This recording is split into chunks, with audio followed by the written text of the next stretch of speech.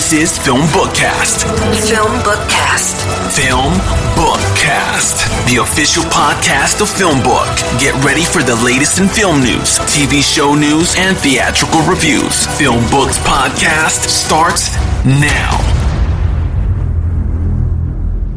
Hello everyone, and welcome to FilmBookCast, the official podcast of FilmBook. My name is Chris Banks. If you're tuning in to FilmBookCast for the first time, what I do on this podcast is discuss the latest film and TV show news, as well as review an in-theater film. You can find more FilmBookCast on film-book.com by using the search term FilmBookCast. You can also email us at podcast@film-book.com.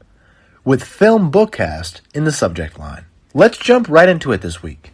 This week in TV news is some pretty shocking news as Lindsay Morgan, the female lead opposite of Jared Padalecki in CW's Walker, will be leaving the hit drama series during its current second season for personal reasons. She starred as Mickey Ramirez, but she could potentially return to the show in the future as a guest star. She said, after much thoughtful consideration and introspection, I have made the incredibly difficult decision to step away from my role as Mickey Ramirez on Walker for personal reasons. I am eternally grateful to have the support of the producers, CBS and CW, for allowing me to do so. The departure ends a long tenure at CW for Morgan, who segued to Walker after 7 seasons on the network's post-apocalyptic drama, The 100. So some disappointing news from Walker fans. More TV news from this week. Jenna Dewan is headed to Smallville. The actor will reprise her small girl role of Lucy Lane on the second season of CW's Superman and Lois. Dewan played Lucy Lane's little sister, on the first season of Supergirl. Very exciting TV news.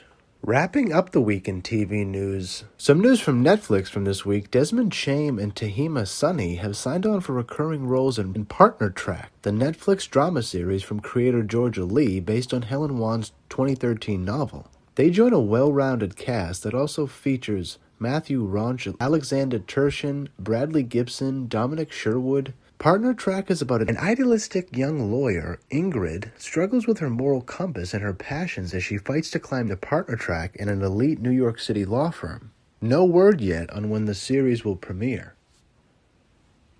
This week in TV trailers is the second season debut trailer of The Witcher. It's coming on Netflix December 17th, and they just released the trailer, and it seems like it's going to be a really cool season. Is it the end of days, or is it just all horseshit, as Henry Cavill's character says in the Season 2 trailer of The Witcher? Check it out. It'll debut on Netflix December 17th. Tons more monsters and all kinds of fun coming our way.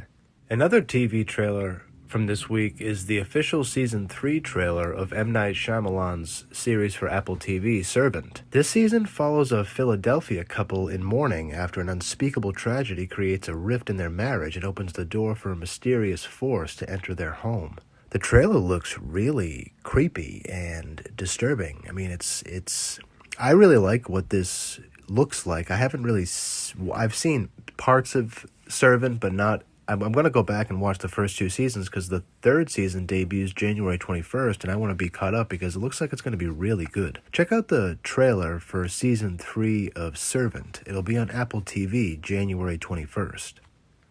Finally this week, we'll talk about Disney Plus's Hawkeye TV series. It'll debut on Disney Plus November 24th. With the first 2 episodes, and the trailer looks really cool. It's perfectly timed for the holiday season. Hawkeye is out here doing all kinds of fun stuff. Check out the trailer for Hawkeye. You'll be able to watch the first 2 episodes on Disney Plus November 24th. That's it for TV trailers. This week in movie trailers is a provocative and really cool trailer called Night Raiders. It's about a mother who joins an underground band of vigilantes to try to rescue her daughter from a state-run institution. The trailer's really intense. You can glean some, political through lines in a movie from a director. I guess this is a debut by Denis Villeneuve. It stars a bunch of people I've never heard about, but it looks really good. Check out the trailer for Night Raiders. It'll be in theaters November 12th. Another movie trailer that caught my eye this week comes from Pixar and Disney. The movie title is Lightyear. it looks like a more realistic, but it's still an animated version of, it looks like an origin story of who we all know as Buzz Lightyear. I think the title is indicative of an origin that is before he is called Buzz. So for fans of Toy Story like me, I'm super excited to see Lightyear. Check out the trailer for Lightyear. It'll come out in 2022. The last movie trailer we'll talk about this week is in my heart because it brings together all the classic elements of American cinema. We have a story of struggle, teamwork, belonging, love, hardship. The title of the film is Heart of Champions. It's directed by Michael Mailer. It stars Michael Shannon. It's about a national championship team, a rowing team, who descends into turmoil and constant infighting between the team leaders Alex and Chris and John. Coach Murphy, played by Michael Shannon, arrives at the start of a new season to transform the status quo and unlock their true potential. Using his experience and unconventional methods to help them overcome petty rivalries and personal challenges, Coach Murphy must inspire these young men to learn what it takes to be a team before they can be champions. Check out the trailer for Heart of Champions. It's in select theaters October 29th. And I think it comes out widely in theaters November 29th. Check out the trailer for Heart of Champions. This week in movie news, Jake Gyllenhaal is everywhere. He's set to star in upcoming Michael Bay film Ambulance, but he also just signed on to be in Guy Ritchie's next film, The Interpreter. Guy Ritchie is set to direct, and he co-wrote this script along with Ivan Atkinson and Marn Davies. Gyllenhaal will play Sergeant John Kinley. He's on his last tour of duty, and he's teamed with Ahmed, a local interpreter, to survey the region. When their unit is ambushed on patrol, Kinley and Ahmed are the only survivors. When enemy combatants in pursuit, Ahmed risks his own life to carry an injured Kinley across miles of grueling terrain to safety. Back on U.S. soil, Kinley learns that Ahmed and his family were not given passage to America as promised. Determined to protect his friend and repay his debt, Kinley returns to the war zone to retrieve Ahmed and his family before the local militias reach them first. That currently has no release date, but Jake Gyllenhaal is probably one of the hottest actors in Hollywood. Very exciting upcoming film news. Some more film news from this week as an indie comedy film titled Love Reconsidered adds to its cast. Sophie von Hausberg, Colton Haynes, Javier Munoz, Jill Craigman, and Marissa Ryan joined the indie comedy, which is currently in production in New York. It's directed by Full Frontal with Samantha Bee's managing producing director Carol Hartzell, and it centers on Von Halsberg, a 30-year-old New Yorker whose life is suddenly transplanted to the Hamptons after a chance meeting with a wealthy consignment store owner. Rick Younger, Judy Gold, Elaine Bromka, John Lemon, and many others round out the cast of the film. It's written by Ariel Haller Silverstone. No word yet on when the film will be released. Wrapping up the week in movie news is a blockbuster upcoming movie being written and directed by John Krasinski. It'll star Phoebe-Waller-Bridge, and it'll also join Ryan Reynolds. There's no title or details for the film, but it's going to come out in Thanksgiving on 2023. Very exciting movie news. That's it for film news for this week. All right, time for this week's movie review. For this week's movie review, we have to talk about Dune. Directed by Denis Villeneuve. Greg Fraser is the cinematographer. I want to mention the music is by Hans Zimmer. It stars Timothée Chalamet, Zendaya, Rebecca Ferguson, Oscar Isaac, Jason Momoa, Stellan Skarsgård, Javier Bardem.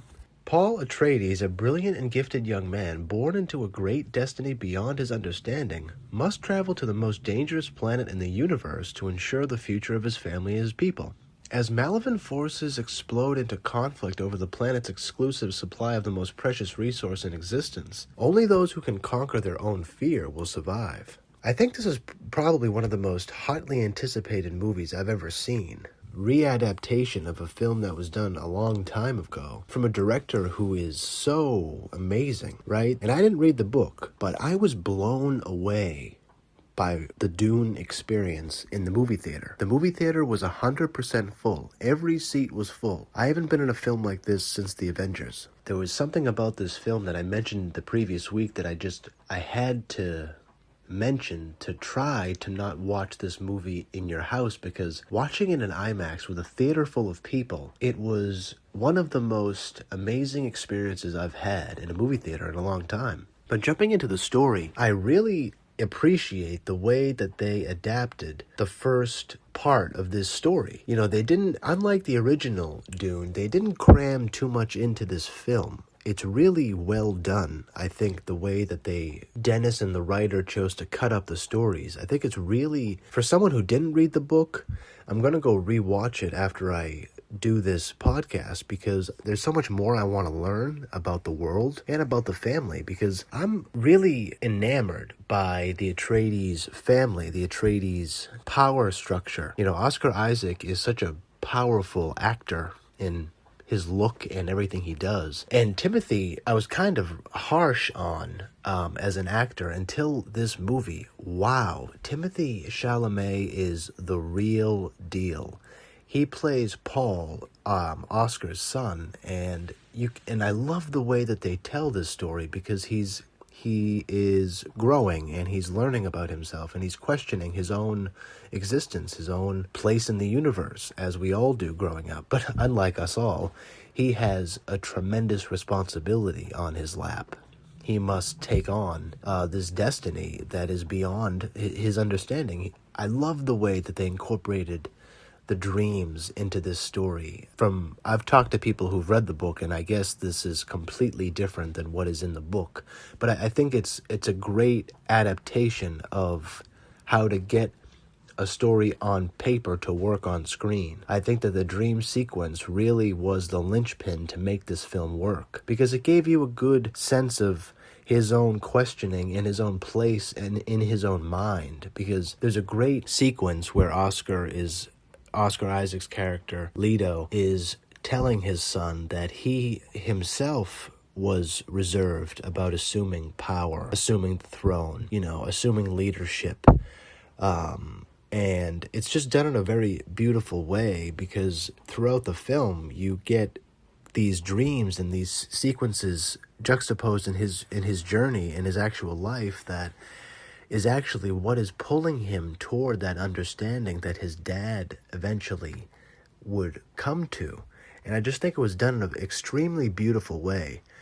And I think you can't not mention the music in this film. Like, Hans Zimmer added to the storytelling of Dune in a way that I wasn't expecting going into the film. There's movies that sound take away from the storytelling, and then there's movies like Dune where the sound adds to every element of what is being told in front of you. It was just all immersive. The entire story was entirely immersive all the time. No wonder why everybody's going to see this movie. It's extremely well done. The cinematography is absolutely stellar and beautiful. Greg Fraser did a tremendous job, but you can't really not mention Rebecca Ferguson's character. Lady Jessica plays a tremendously important role in this film. There's questions I have about her character within the story, in relation to her son and to the death of her husband, but I really love how she is such a strong character. But I can't not talk more about Timothy's performance in this film. He is absolutely incredibly powerful,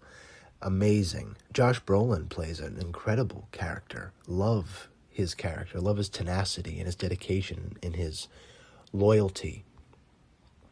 Same thing with Jason Momoa, and Javier Bardem. Stilgar is a great, great character. And honestly, Stellan Skarsgård, who plays Vladimir, the Emperor, tremendous choice. He's tremendously intense on screen. I just think that this film is perfectly cast. I can't wait to see part 2. It's amazing what they accomplished in such a challenging container as Dune. The fact that we didn't see the sandworms until very late in the film, that's beautiful. It reminds me of the original King Kongs, because the anticipation of seeing the sandworm in the sand was just as satisfying as seeing the actual beast. And I just think it was done every element of this film was masterfully done.